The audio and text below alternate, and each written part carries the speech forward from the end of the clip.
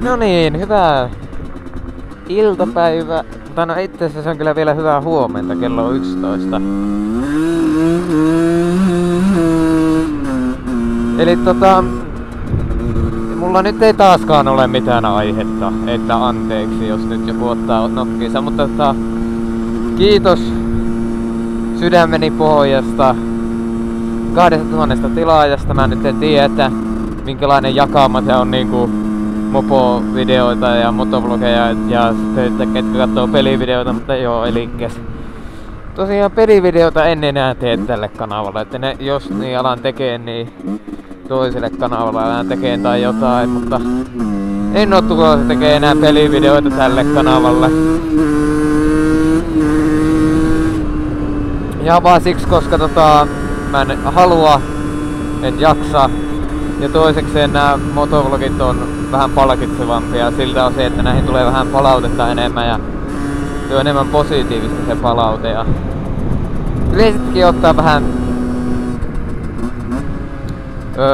mitenköhän tää sanois sievästi? No ei sitä varmaan voi oikein sievästi sanoa. Porukka on vähän aikuisempaa näissä mopovideoissa kumminkin loppujen lopuksi. Vaikka täälläkin on niitä muutamia vähän ei niin aikuisia, mutta joo, eipä siitä nyt sen enempää. Tosiaan 2000 spessu on tulossa. Mä oon vähän vihjaillut sitä Twitterissä ja kommenteissa ja muutenkin, eli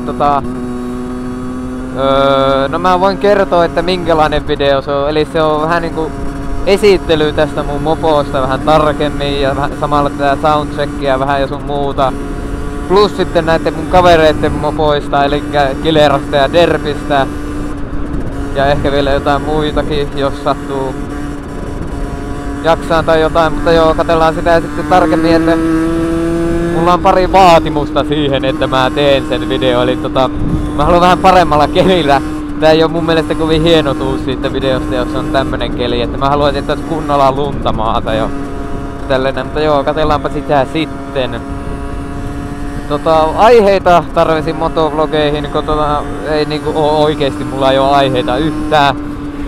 Että mun pitää tehdä vaan tämmösiä vitun niin improvisoituja paskalajia, mistä kukaan ei tykkää ja joo. Check. I need a check like 1, 2, or 2, 1. I confess, I'm the best. Gotta go, gotta go.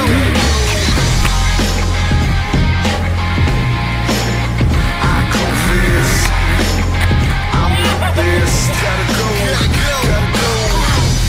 Just got that game time feeling. Back against the wall, time to aim for the ceiling. Numb to the pain, the only way to heal it is to call the wrecking ball. Change the frame of the building. My brain is the weapon I'm concealing. Try and profit off the game that's instilled in me. Give them live-ish, make a killing. One day I'ma leave this name to my children. Yeah, so they can wear it with pride. Like this fresh and that city that I wear to the side. And you can see the hunger right there in his eyes. Cause the truth tastes good in the belly of lies. I ain't selling your beef, I ain't selling your pies. Nah, flow dudes spitting, I'm so nutritious. Look, I'm telling you guys, put your L in the sky. Cause that's how the rapper is, that's a hell of a guy. That's why I live my life on the line. I like to win all the time. Cause that's what I want.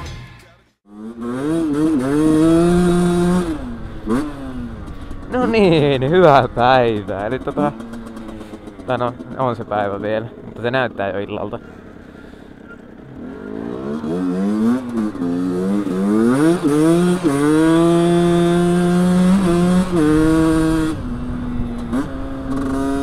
Eli tosiaan jälleen kerran motovlogia. Ja tällä kertaa mulla jopa on aiheita pari, mutta saan nyt nähdä, saanko mä niistä puhuttua sitten mitään. Eli tosiaan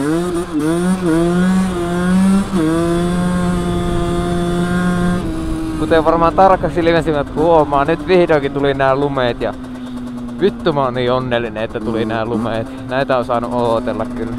Tänään olisi aiheena vähän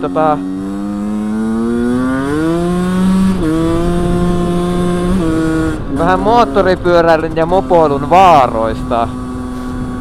Eli mun mielestä ainakin suurin vaara on toiset tiellä liikkujat. Että Täällä on osa semmosia, että ne ei oikein tiedä yhtään mitä ne tekee. Ja mun mielestä se on varmaan suurin vaara. Ja sitä ollaan vähän, näillä kaksipyöräisillä vähän jaloissa kumminkin. Että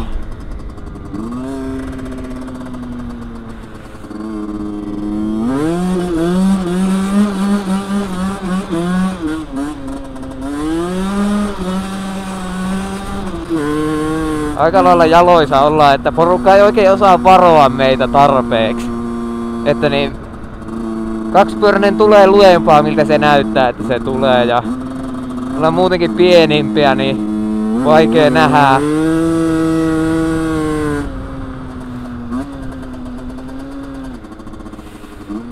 Tosiaan talven ensimmäiset kunnon lintat, että äläkää kovin rankasti tuomitko mua, että ei mennyt ihan niin hyvin kuin viime talvella lopputalvesta, että vähän ruostunut jo taidot. Ja jalat aika lailla koko ajan käy maassa.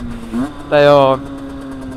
Eli tosiaan niin toiset tiellä liikkujat on aika vaarallisia yleisesti ottaa.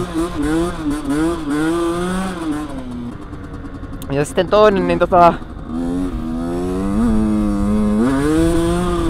jos tiessä on esim. Töyssyjä tai nyt talvella uria, niin aika helposti lennetään pyöränkin selästä pois. Ja jos tulee vähän väärästä kulmasta joku töyssy tai jotain vastaavaa, niin... Ja yleisesti ottaa niinku ajajan virhe voi aika usein käydä vähän pahemmin kuin jos sä autolla teet joku virheen. Ja sekin vähän, että niin riippuu pyörästä, että kuinka pahasti se rankaisee virheistä. Kun esim. Tää rieju, niin vaikka ykkösellä niinku vaihteen vaihot voi mennä vähän miten sattuu, että se ei nappaa tyyli eturengasta ilmaan samaan tien, niin kuin joku isompi pyörä voi tehdä ja tälleen näin, että kaikki tämmöset. Ja sitten niin jos esimerkiksi autosta puhkee rengas, niin eihän se nyt ole homma eikä mikään, mutta jos MP:stä menee rengas puhki, niin se voi olla vähän vaarallisempi juttu, varsinkin jos se on eturengas, joka menee. Ja kyllä siis vaaroja on niin saatanasti, ettei niitä kaikkia voi luetella edes nyt tälleen nopeasti ja samalla vähän selittää niin.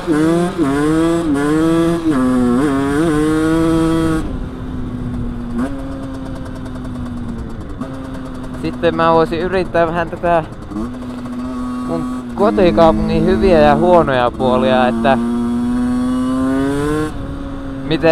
minkälainen paikka tää yleisesti ottaen tää Kemi on, että mun mielestä tää on ihan hyvä paikka asua. Tää on niinku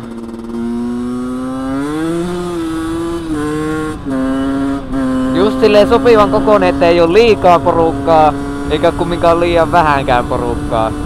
Mutta sais sitä kumminkin ehkä pikkusen enemmän olla, ja täällä alkaa olleen vähän semmonen takapajunen paikka jo tää Kemi, että tänne ei porukkaa muuta, täältä muuttaa porukka pois ja tälleen näin.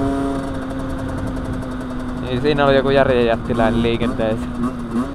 Täällä on kumminkin Länsi-Pohjan keskussairaala, eli terveydenhuolto pelaa ihan hyvin. Sori kun mä oon näin paljon hiljaa, mutta tää keskittyy tähän ajamiseenkin. Terveydenhuolto pelaa ihan hyvin. Täällä on kauppapaikkoja kumminkin ihan hyvin, että rajalla ostoskeskus lähellä ja tälleen näin. Tää on yleisesti ottaa ihan hyvä paikka, mutta mitä huonoa täällä on, niin täällä alueella on sekin, että täältä menee enemmän rahaa ulos, kun tänne tulee rahaa. Eli tää on veloissa koko alue täällä lähellä. Niin täällä on vähän niinku jotkut palvelut on vähän huonolla kantilla. Esimerkiksi teitten kunnossapito on vähän perseestä. Näin esimerkiksi. Ja sitten Täällä ennemmin on ollut vähän rikosongelmaa, mutta se rikosongelma ei enää on niin pahaa.